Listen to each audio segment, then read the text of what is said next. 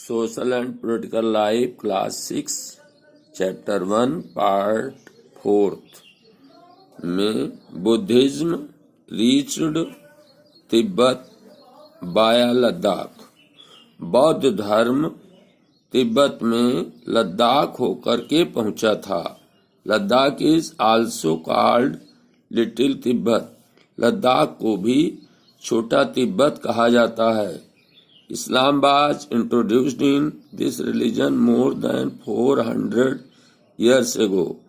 इस्लाम धर्म इस क्षेत्र में 400 वर्ष पहले से अधिक समय से आया। And there is a significant Muslim population here. और यहाँ पर बहुत अधिक संख्या में मुसलमान आबादी है। Ladakh has a very rich oral tradition of songs and poems. Ladakh में मौखिक गीत और कविताओं की बहुत परंपरा है। Local version of Tibetan national epic the Kesar saga are performed and sung by both Muslim and Buddhism. जो तिब्बत का जो नेशनल महाकाव्य है जिसका नाम केसर सागा है, वो वहाँ की स्थानीय वर्जियन में इसको ये गाया जाता है। ये मुसलमान और बुद्ध दोनों लोग गाते हैं। अब केरल के बारे में। Kerala is a state in the south west corner of India. Kerala राज्य जो है भारत के दक्षिण पश्चिम कोने पर है। It is surrounded by the sea on one side and hills on the other. ये एक तरफ समुद्र से घिरा है और दूसरी तरफ पहाड़ियों से घिरा है। A number of spices like pepper, cloves and cardamoms are grown on the hills. बहुत सारे मसाले जैसे पीपर, जैसे लौंग, इलायची आदि पहाड़ियों पर उगाए जाते हैं। It is spices that made this region an attractive place for traders. ये मसाले ही हैं जिसके कारण व्यापारी लोग आकर्षित होकर यहाँ आते हैं। Jews and Arab traders were the first to come here. यहूदी और अरब के व्यापारी यहाँ पहले आए। The apostle of Christ, St. Thomas, is believed to have come here nearly 2000 years ago. ईसाइयों के देवदूत एसटी थॉमस, ऐसा माना जाता है कि थॉमस यहाँ जो थे लगभग 2000 वर्ष पहले आए थे। And he is credited with bringing Christianity to India. और ये उनको जाता है कि उन्होंने भारत में ईसाई धर्म को लाने का श्रेय उन्हीं को जाता है। Many Arab traders also came and settle down here. बहुत से अरब व्यापारी आए और यहीं बस गए। Ibn Battuta who travelled here a little less than 700 years ago। Ibn Battuta जिन्होंने लगभग 700 वर्ष पहले यहाँ की यात्रा की। wrote a travelogue in which he describes the lives of Muslims। उन्होंने यात्रा का वृतांत लिखा जिसमें उन्होंने मुसलमानों के जीवन के बारे में लिखा। एंड सेज, और ये लिखा that they were a highly respected community, कि वह एक बहुत सम्मानित समुदाय था। The Portuguese discovered the sea route to India from Europe. पुर्तगालियों ने यूरोप से लेकर के भारत के समुद्री मार्ग की खोज की थी। When Vasco da Gama landed with his ship here. जब वास्को डी गामा अपने जहाज के साथ यहाँ उतरा था।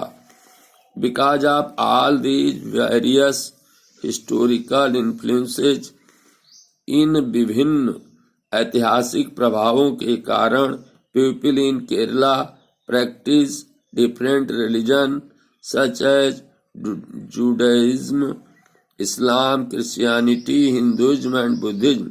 केरल में बहुत से धर्मों के मानने वाले लोग हैं, जैसे कि यहूदी धर्म, इस्लाम धर्म, ईसाई धर्म, हिंदू और बौद्ध धर्म। The fishing nets used here to look exactly like the Chinese fishing nets and are called चीना वाला। जो मछली मारने के जाल हैं यहाँ, वो बिल्कुल चाइनीज जैसे चाइनीज के मछली मारने के जालों के समान दिखाई देते हैं और उनको चीना वाला कहा जाता है। Even the utensils used for frying is called the चीना चट्टी। यहाँ तक कि जो बर्तन हैं जो कि फ्राइंग के लिए, किसी को तलने के लिए प्रयोग किए जाते हैं, वो चीना चट्टी कहलाते हैं। इट इज बिलीव्ड, ये विश्वास किया जाता है, दैट द वर्ड चीन would have come from China. चीन शब्द जो है चाइना से आया होगा। The fertile land and climate are suited to growing rice and the majority of people here eat rice, fish and vegetable। यहाँ की उपजाऊ भूमि और यहाँ की जलवायु जो है चावल उगाने के लिए उपयुक्त है और यहाँ के अधिकांश लोग चावल, मछली और सब्जियां खाते हैं। While Kerala and Ladakh are quite different in terms of their geographical features, the history of both regions has been similar cultural influences। जबकि केरल और लद्दाख दोनों जो हैं भौगोलिक गुणों के हिसाब से बिल्कुल अलग अलग हैं, लेकिन दोनों क्षेत्रों का इतिहास और उनकी सांस्कृतिक प्रभाव एक समान है। Both regions were influenced by Chinese and Arab traders. दोनों क्षेत्रों में चीन और अरब के व्यापारियों का प्रभाव है। It was the geography of Kerala which allowed for the cultivation of spices and special geographical location of Ladakh and its wool that drew traders to these regions। ये केरल का भौगोलिक क्षेत्र है जिसने वहां पर मसालों का उत्पादन और विशेष, और ये लद्दाख का भौगोलिक क्षेत्र है जिसने वहां पर ऊल के कारण, अच्छी ऊल के कारण व्यापारियों को आकर्षित किया। Thus history and geography are often tied in the cultural life of a region। इस प्रकार इतिहास और भूगोल का भी किसी भी सांस्कृतिक जीवन में, किसी के क्षेत्र के सांस्कृतिक जीवन में बड़ा महत्व है। The influence of diverse cultures is not merely a thing of the past. भिन्न भिन्न संस्कृतियों का प्रभाव केवल प्राचीन काल की बात ही नहीं है। Our present lives are all about moving from place to place for work. हम वर्तमान जीवन में भी एक स्थान से दूसरे स्थान को जाते हैं काम करने के लिए। With each move our cultural tradition and ways of life slowly become part of the new place we are in. और धीरे धीरे हमारा सांस्कृतिक परंपराएं और हमारे जीवन का जिस तरीके से हम रहते हैं नए नए स्थानों में, वो इसका एक अंग बन जाता है। Similarly in our own neighbourhood we live close to people from several communities. उसी प्रकार से जहाँ पर हम रहते हैं हमारे पड़ोस में विभिन्न समुदायों के लोग पास पास रहते हैं। Our daily lives are about the ways in which we do things together and hear stories about each others lives, customs and traditions. हम रोजमर्रा के जीवन में जिस तरीके से हम एक साथ रहते हैं, काम करते हैं, कहानियां, एक दूसरे की कहानियां सुनते हैं, उनके जीवन के बारे में, उनकी रीति रिवाजों के बारे में, परंपराओं के बारे में कहानियां सुनते हैं।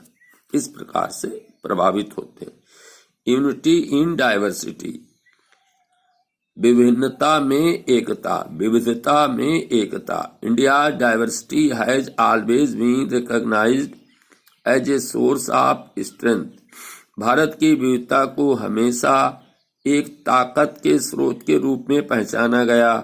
When the British ruled India, जब ब्रिटिश का भारत में शासन था, women and main from different culture, नर नारियां भिन्न भिन्न संस्कृतियों के, धर्मों के और क्षेत्रीय पृष्ठभूमि के, केम टुगेदर एक साथ आए टू अपोज देम, उनका विरोध करने एक साथ आए।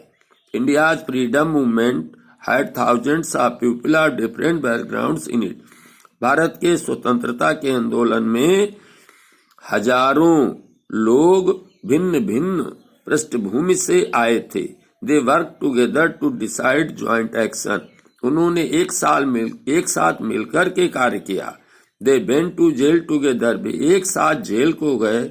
And they found different ways to oppose the British, और उन्होंने भिन्न भिन्न तरीकों से ब्रिटिश शासन का विरोध किया।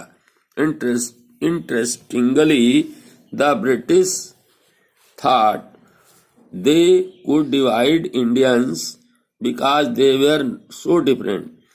रोचक बात यह है कि ब्रिटिश वालों ने सोचा था कि वे भारत को विभाजन कर देंगे क्योंकि वे अलग अलग हैं, and then continue to rule them, और फिर लगातार उन पर शासन करते रहेंगे। बट द पीपल शोड, लेकिन लोगों ने दिखा दिया, how they could be different and we united in their battle against the British. वे चाहे जितने अलग अलग हों, परंतु ब्रिटिश के विरुद्ध युद्ध में वे एक हो जाएंगे। दिस सॉन्ग वाज संग after the Jallianwala Bagh massacre in Amritsar, in which British general opened fire on a large group of unarmed peaceful people, killing many and wounded even more। ये सॉन्ग गाया गया था, ये गीत, जब जलियांवाला बाग का नरसंहार हुआ था अमृतसर में, जिसमें ब्रिटिश जनरल ने गोली चलाने का आदेश दिया था उन लोगों पर जो निहत्थे थे, शांत थे, और उनको बहुत से लोगों को मार डाला और इससे ज्यादा लोगों को घायल कर दिया। Men and women, Hindus, Sikhs and Muslims, rich and poor had gathered to protest against the British। नर नारियां, हिंदू, सिख और मुसलमान, धनी और गरीब सभी ब्रिटिश का विरोध करने के लिए इकट्ठे हुए थे। This song was composed and sung to honor the memory of those brave people। ये गीत जो है लिखा गया और उन बहादुर लोगों के सम्मान में और उनकी याद के लिए गाया गया। Songs and symbols that emerged during the freedom struggle serve as a constant reminder of our country's rich tradition of respect for diversity।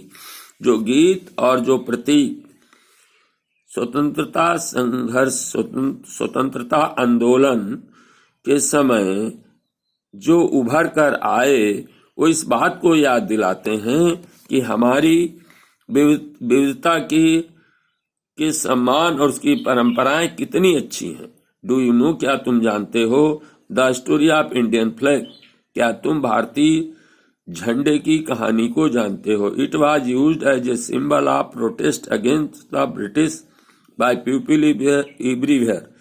इस झंडे का प्रयोग लोगों के द्वारा सब जगह ब्रिटिश शासन का विरोध करने के लिए किया गया था।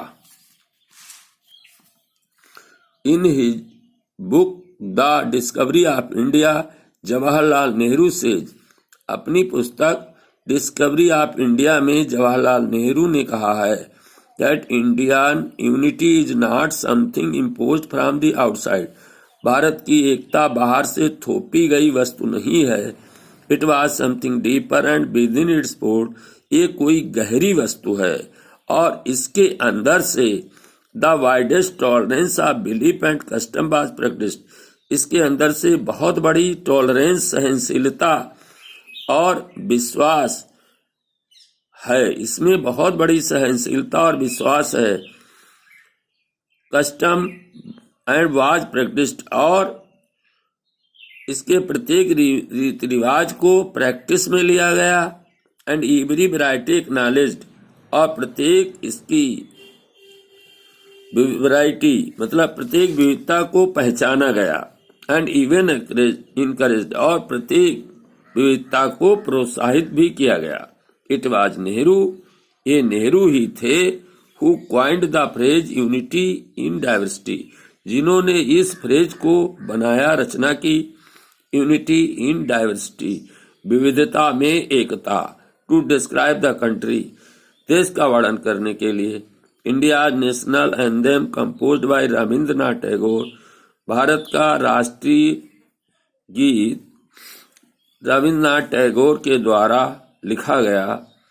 Is another expression of the unity of India, ये भारत की एकता का दूसरा प्रतीक है। In what ways does the national anthem describe this unity, किस तरह से देखो ये राष्ट्रगान हमारी एकता को प्रदर्शित करता है। ओके।